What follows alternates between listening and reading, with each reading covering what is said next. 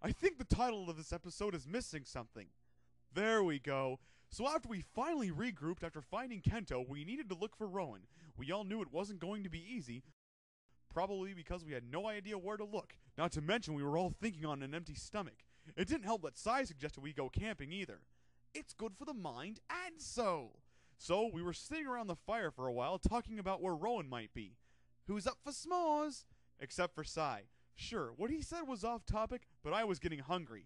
Alright, where's the food?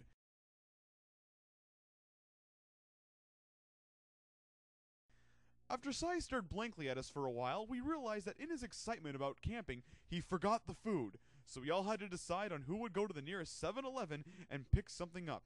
I suggested sending the kid, but Mia wouldn't have it. He's only a child. He'd survive. After thinking about it for a while, I came up with a great plan that me and Sai should go. But Kento argued it would be better for him and Ryo to go instead, and Mia should cook when they got back. Of course, Mia didn't like that idea. I said never again.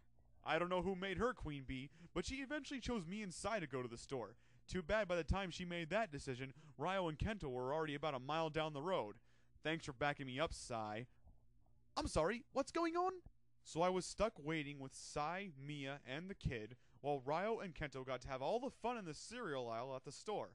All I knew was, the longer they took, the longer it would take to find Rowan and food. After a long while of one awkward silence after another, they sure are taking a while. Yup.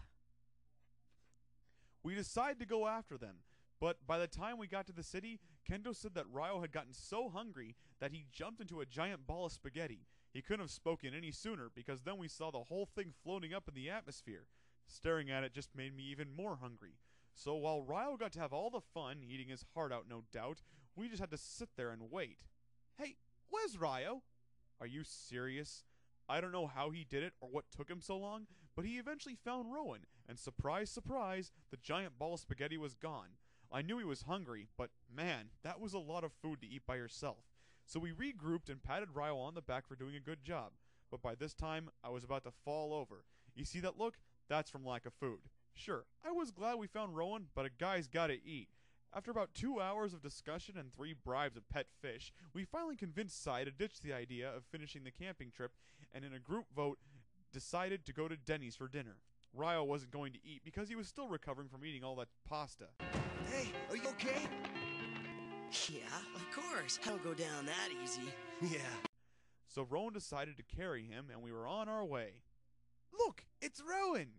You've got to be kidding me.